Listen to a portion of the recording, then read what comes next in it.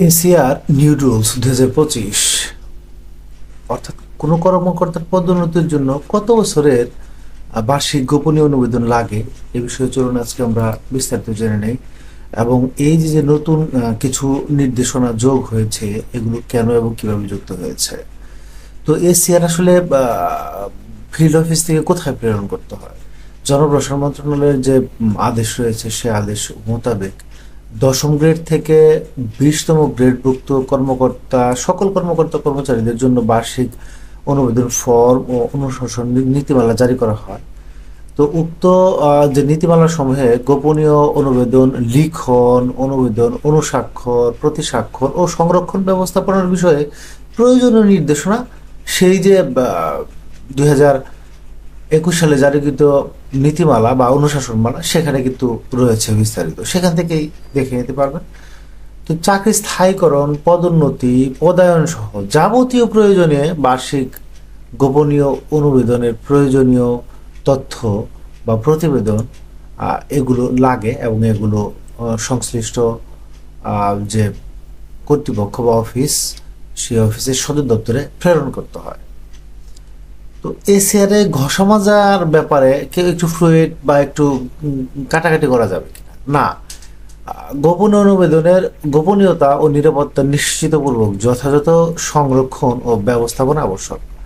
Establishment manual volume 1 2009 সালের 30শে June পর্যন্ত সংশোধিত এর 8 নং অধ্যায়ের 2.10 নং অনুচ্ছেদ অনুযায়ী বার্ষিক গোপনীয় অনুমোদন ফরম 1 মহাফেজখানা হইতে সংশ্লিষ্ট মন্ত্রণালয় বিভাগ বা অধিদপ্তরের নেওয়া কিংবা অপসারণ করা যাইবে না। সুপারিয়র সিলেকশন বোর্ডের ক্ষেত্রে কোনো বিষয়ে কোনো প্রতিবেদন প্রয়োজন হইলে উপসচিবের স্বাক্ষরের তলবপত্র প্রেরণ করতে হইবে। কোনো কোনো কোনো বৎসরের বার্ষিক গোপনীয় অনুবেদন প্রয়োজন তিনি তাহা উল্লেখ করিবেন। ওই বৎসর সমূহের বার্ষিক গোপনীয় অনুবেদনের প্রমাণীকৃত সারাংশ তখন সিলমোহরকৃত খামে পাঠানো হইবে। তলবকারী পক্ষকে উক্ত সারাংশ ব্যবহার শেষে উহা অবশ্যই ফেরত পাঠাইতে হবে, এমনটি উল্লেখ করা হয়। কিন্তু সম্প্রতি লক্ষ্য করা যাচ্ছে বিভিন্ন মন্ত্রণালয়, বিভাগ, দপ্তর, সংস্থা তাদের নিকট সংরক্ষিত গোপনীয় অনুবেদন পদোন্নতির প্রয়োজনে সরাসরি অন্য দপ্তরে প্রেরণ করছেন, যা গোপনীয় অনুবেদনের গোপনীয়তা ও নিরাপত্তার জন্য হুমকি স্বরূপ। তার মানে হচ্ছে এই যে যে বার্ষিক গোপনীয় প্রতিবেদন এটি কিন্তু এক দপ্তর থেকে আরেক দপ্তরে পাঠানো যাবে না, সরাসরি ডোসিয়ারে সংরক্ষণের জন্য সদর দপ্তরে প্রেরণ করতে হবে। এক্ষেত্রে বার্ষিক অনুবেদনে ঘষা মাজা ও ফ্লুইড ব্যবহার সহ নানা ত্রুটি বিচ্যুতির বিষয়ে দায়ী ব্যক্তি নির্ধারণ এবং প্রতিরোধমূলক ব্যবস্থা গ্রহণ করা সম্ভব হয় না। অর্থাৎ দেখা যাচ্ছে এক অফিস থেকে আরেক অফিসে পাঠাইলে এর জন্য দোষী করা হয়, দেখা যাচ্ছে আমরা করিনি, ওই অফিসে পাঠিয়েছি, সেই অফিস থেকে এটি করেছে। তাই এটি অবশ্যই সদর দপ্তরে প্রেরণ করতে হবে। সেটিতে ঘষা মাজা থাকলে সেজন্য আসলে ব্যবস্থা নেওয়ার বিধান রয়েছে, সে ব্যবস্থাটা আসলে নেওয়া যাচ্ছে না, সেটি মূলত মন্ত্রণালয় বলছে। এসিআর সত্যায়িত কপি ব্যবহার করা যাবে। ডোসিয়ার সংরক্ষণকারী ব্যবস্থাপনাকারী কর্তৃপক্ষ কর্তৃক সর্বশেষ জারিকৃত সংশ্লিষ্ট অনুশাসনমালা সমূহের 3.4 নং অনুচ্ছেদ অনুযায়ী যাবতীয় বিষয় নিষ্পত্তির মাধ্যমে সংরক্ষণ ব্যবস্থাপনার পাশাপাশি যে এই যে ছক আছে গোপনীয় অনুবেদনের, সেই ছকগুলো অনুযায়ী আসলে এই পদোন্নতি, পদায়ন ও অন্য সংশ্লিষ্ট যে দপ্তরে প্রেরণ বা সবাই উপস্থাপন করতে হবে। কোন অবস্থাতেই গোপনীয় অনুবেদনের মূল কপি ডোসিয়ার সংরক্ষণকারীর দপ্তরের বাহিরে প্রেরণ করা যাবে না। তবে বিশেষ প্রয়োজনে গোপনীয় অনুবেদনের সত্যায়িত, যদি খুব দরকার হয় তাহলে সত্যায়িত প্রতিলিপি সরবরাহ করা যাবে। মানে এটা সত্যায়িত প্রতিলিপি দিতে পারবেন, কিন্তু মূল কপি কখনোই অন্য অফিসে প্রেরণ করা যাবে না। তো এই বিষয়গুলো মাথা রাখার জন্য সরকারি যে নতুন নির্দেশনা এটি একেবারে বছরের শেষে 31শে ডিসেম্বর 2024 মূলত জারি করেছে।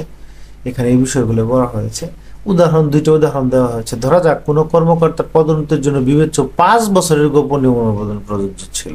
তার মানে কর্মকর্তাদের যে পদোন্নতি সেক্ষেত্রে কিন্তু 5 বছরের গোপনীয় প্রতিবেদন লাগে, কিন্তু 4 বছরের গোপনীয় অনুমোদন আছে, 1 বছরের গোপনীয় অনুমোদন প্রযোজ্য হওয়া সত্ত্বেও দাখিল করা হয়নি। এক্ষেত্রে 4 বছরের মোট নম্বরকে 5 দিয়ে ভাগ করে গড় নির্ণয় করতে হবে। তার মানে এই যে 4 বছরের মোট নম্বর, এটিকে 5 দিয়ে ভাগ করে গড় নির্ণয় করতে হয়। এটি একটি উদাহরণ দিচ্ছেন, এবং উদাহরণ হিসেবে ধরা যাক 10 থেকে 16তম গ্রেডভুক্ত কোনো কর্মকর্তা বা কর্মচারীর 2022 সন ও পূর্ববর্তী গোপনীয় অনুবেদনের মূল্যায়ন অতি উত্তম হিসেবে আছে। 23 সনের জারিকৃত বর্তমান ফর্ম অনুযায়ী অত্যুত্তম এর মূল্যায়ন নম্বর 91 থেকে 100 পর্যন্ত নির্ধারণ করা আছে।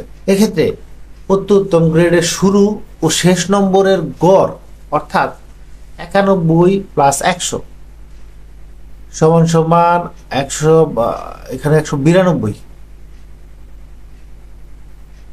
মানে 19কে ভাগ দেওয়া হবে 2 দিয়ে, 2 দিয়ে ভাগ দিলে দেখা যাচ্ছে যে 95.5 নম্বর পেল সে। তো এই নম্বর অনুযায়ী তার মূল্যায়ন মূলত করা হবে।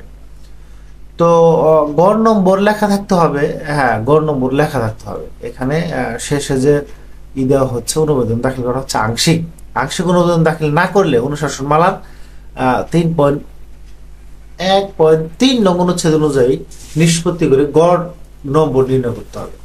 11 থেকে 16 গ্রেডভুক্ত যে কর্মচারী আছে তাদের ক্ষেত্রে 22 সনের পর্যন্ত গোপনীয় অনুবেদনের প্রদত্ত মূল্যায়নকে বর্তমান ফর্ম অনুযায়ী অত্যুত্তম, উত্তম, চলতি মান, বিরূপ সংশ্লিষ্ট গ্রেডের শুরু ও শেষের মানের গড় নম্বর হিসেবে নির্ধারণপূর্বক ছক পূরণ করে দেবে।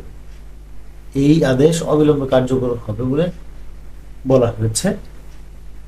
এই আদেশের কিছু নতুন বিষয় আছে, সেগুলো আসলে মেনে চলা খুবই জরুরি।